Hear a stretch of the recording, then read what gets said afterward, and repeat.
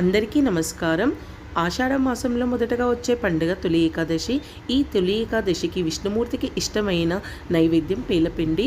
జొన్నలతో పేలాలు తయారు చేసి పేలపిండి తయారు చేస్తారు. దీన్ని నైవేద్యంగా పెడతారు.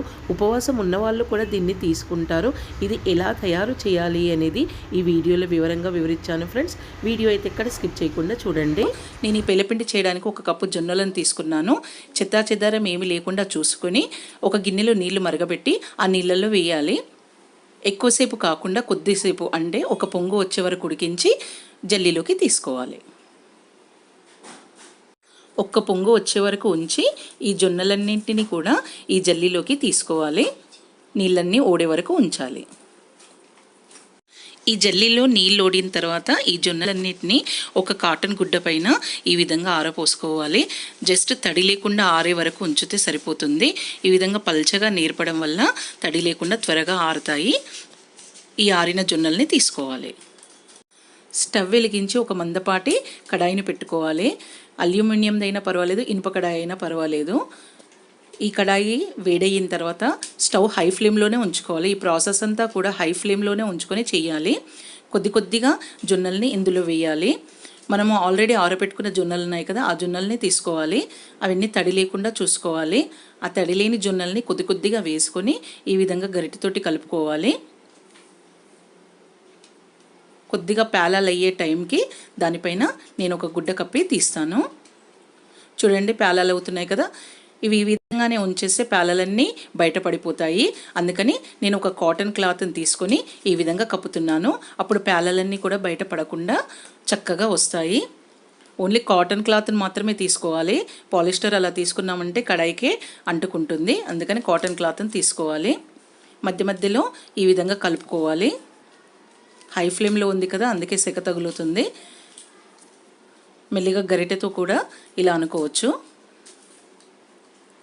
ఇలా అన్ని పేలాలను జొన్నలను కదపడం వల్ల పేలాలన్నీ చక్కగా వస్తాయి. చూడండి ఎంత చక్కగా వస్తున్నాయో పేలాలన్నీ. మెల్లిగా ఈ విధంగా కలుపుకొని గుడ్డ తీసి పేలాలన్నీ వేరే దాంట్లోకి తీసుకోవాలి. ఈ వేయించుకున్న పేలాలని ఒక ప్లేట్లోకి తీసుకోవాలి. చూడండి చక్కగా వచ్చాయి కదా పేలాలన్నీ. ఈ విధంగా ప్లేట్లోకి తీసుకోవాలి. మళ్ళీ అదే కడాయిని పెట్టి హై ఫ్లేమ్లో ఉంచి మరి కొద్దిగా జొన్నలు వేయాలి. పైన ఒక మూత పెట్టుకుందాము.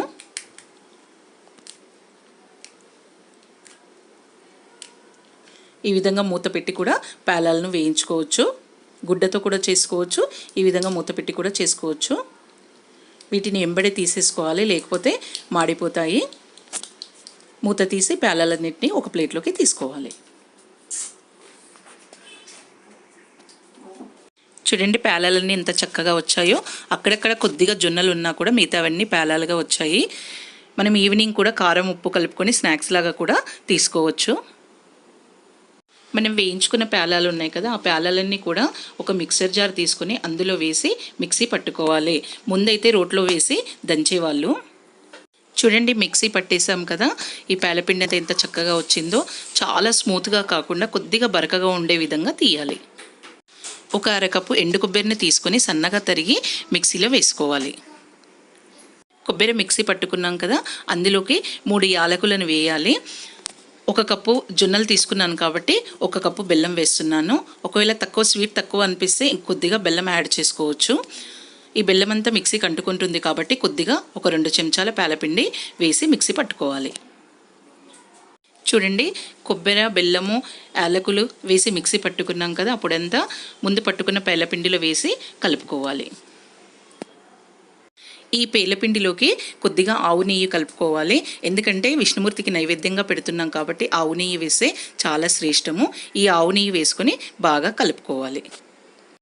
చూడండి పేలపిండి రెడీ అయ్యింది కదా.